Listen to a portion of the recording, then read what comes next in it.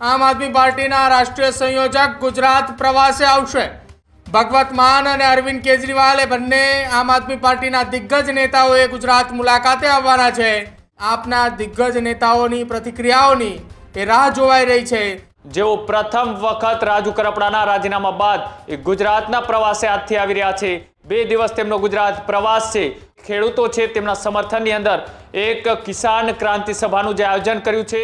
અરવિંદ કેજરીવાલ દ્વારા તેમને કોઈ મનાવવાના પ્રયત્નો કરવામાં આવ્યા હતા કે કેમ? બળિયા વ્યક્તિઓની સામેની લડાઈમાં પાર્ટી પણ ક્યાંક ને ક્યાંક મૂંઝવણમાં હતી। એ શું મોટી જાહેરાત કરે છે તેના પર પણ સૌ કોઈની નજર છે।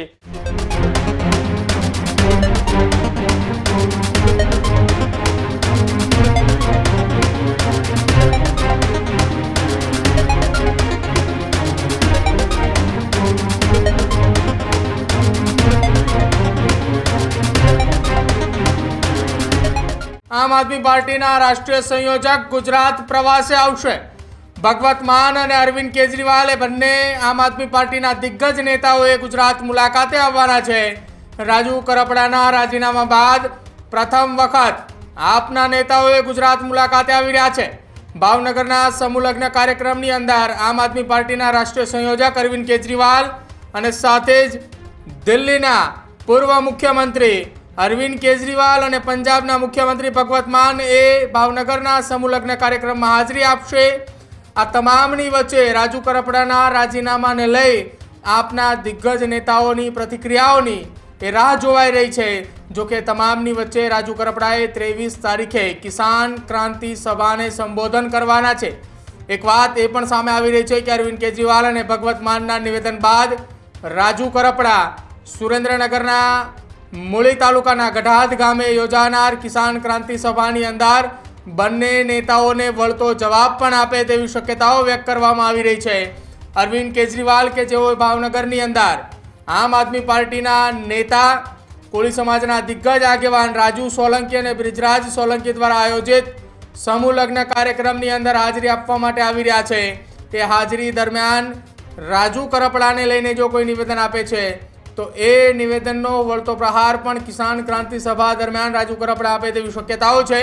કૃણાલ મારી સાથે જોડાય છે। કૃણાલ, દિલ્હીના પૂર્વ મુખ્યમંત્રી આમ આદમી પાર્ટીના રાષ્ટ્રીય સંયોજક અરવિંદ કેજરીવાલ અને ભગવત માન એ 2 દિવસીય ગુજરાત મુલાકાતે છે। રાજુ કરપડાના રાજીનામા બાદ પહેલી વખત ગુજરાત મુલાકાતે આવી રહ્યા છે। કરપડાના રાજીનામા અંતર્ગત બંને નેતાઓમાંથી કોઈ એક ખુલાસો કરે તેવી શક્યતાઓ વ્યક્ત કરવામાં આવી રહી છે। બિલકુલ, રાજુ કરપડાએ જ્યારે બોટાદના હળદરની અંદર જે ખેડૂતોને લઈ એક વિરોધ પ્રદર્શન કર્યું હતું ને ત્યારથી તેઓ જેલમાં ગયા હતા। જેલમાં ગયા ત્યાં સુધી તેઓ આમ આદમી પાર્ટીના એક નીડર અને બાહોશ નેતા હતા અને જ્યારે જેઓ જેલમાંથી બહાર આવ્યા બાદ તેઓએ અચાનક આમ આદમી પાર્ટીના તમામ પદો ઉપરથી આમ આદમી પાર્ટીમાંથી તેઓએ રાજીનામું આપ્યું। રાજીનામા આપ્યા બાદ એ ચોક્કસથી પ્રતિક્રિયાઓ અને આકરા પ્રહારો સામસામે થવાના નક્કી હતું। એ જ રીતના ગુજરાતના આમ આદમી પાર્ટીના નેતાઓએ રાજુ કરપડા ઉપર પ્રહારો કર્યા અને તેનો સામે રાજુ કરપડાએ પણ વળતો જવાબ આપ્યો હતો। અને ત્યારબાદ હવે જે આમ આદમી પાર્ટીના રાષ્ટ્રીય સંયોજક દિલ્હીના પૂર્વ મુખ્યમંત્રી અને પંજાબના અત્યારના મુખ્યમંત્રી ભગવત માન જેઓ પ્રથમ વખત રાજુ કરપડાના રાજીનામા બાદ ગુજરાતના પ્રવાસે આજથી આવી રહ્યા છે। 2 દિવસ તેમનો ગુજરાત પ્રવાસ છે અને આ ગુજરાત પ્રવાસ ઉપર સૌ કોઈની નજર એટલા માટે છે કે જે રાજુ કરપડા 2021થી આમ આદમી પાર્ટી સાથે જોડાયેલા હતા। આમ આદમી પાર્ટી સાથે તેઓ ખંભે ખંભો મિલાવી અને કામ કરી રહ્યા હતા। એ જે સુરેન્દ્રનગર પંથકનો વિસ્તાર અને ખાસ કરી અને કિસાન નેતા તરીકેની તેઓએ એક ઓળખ ઊભી કરી હતી અને તેના જ કારણે ક્યાંક ને ક્યાંક આમ આદમી પાર્ટીને એક નવી હાઇટ મળી રહી હતી અને અચાનક એ રાજુ કરપડાના રાજીનામા બાદ પાર્ટીનો આંતરિક વિતવાદ અને આંતરિક જૂથવાદ છે એ પણ ખુલીને બહાર આવ્યો હતો। હવે આ વાત એ છે કે દિલ્હી દરબાર સુધી પહોંચી હતી, એટલે કે દિલ્હીના પૂર્વ મુખ્યમંત્રી અરવિંદ કેજરીવાલ સુધી આ તમામ મેસેજો પહોંચ્યા હતા। એટલા માટે જે અરવિંદ કેજરીવાલ અને ભગવત માન જ્યારે ગુજરાતના પ્રવાસે છે અને ત્યારબાદ 23 તારીખે સાંજના 7 આસપાસ વાગ્યે રાજુ કરપડા એ ખેડૂતો છે તેમના સમર્થનની અંદર એક કિસાન ક્રાંતિ સભાનું જે આયોજન કર્યું છે। આ સભા ઉપર પણ સૌ કોઈની નજર છે અને તે પહેલા અરવિંદ કેજરીવાલ જેઓ આમ આદમી પાર્ટીના જ કાર્યકર્તા અને નેતા રાજુ સોલંકી અને બ્રિજરાજ સોલંકી દ્વારા આયોજિત સમૂહ લગ્નની અંદર તેઓ ઉપસ્થિત રહેવાના છે। તેમાં એ રાજુ કરપડાના રાજીનામા પર પત્રકારો તેમને પૂછે છે ત્યારે તે શું જવાબ આપે છે, અથવા તો એ જાહેર મંચ ઉપરથી અરવિંદ કેજરીવાલ આ રાજીનામા પર શું ખુલાસો કરે છે તેના પર પણ સૌ કોઈની નજર છે. અને બીજી વાત એ કે જે રાજુ કરપડાએ આમ આદમી પાર્ટીમાંથી રાજીનામા આપ્યા બાદ અનેક નેતાઓને લઈ એ ખુલાસાઓ કર્યા હતા. શું એ વાત અરવિંદ કેજરીવાલ સુધી પહોંચી હતી કે કેમ? અરવિંદ કેજરીવાલ દ્વારા તેમને કોઈ મનાવવાના પ્રયત્નો કરવામાં આવ્યા હતા કે કેમ? જે રીતના રાજુ કરપડાએ કહ્યું હતું કે પાર્ટીમાં ઉપર લેવલ સુધી મેં વાત કરી હતી, પણ પાર્ટી બે બળિયા વ્યક્તિઓની સામેની લડાઈમાં પાર્ટી પણ ક્યાંક ને ક્યાંક મૂંઝવણમાં હતી, ડિસિઝન નહોતી લઈ શકતી, તેના કારણે મારે પોતાએ એ રાજીનામું આપવાનો નિર્ણય છે તે કરવો પડ્યો હતો.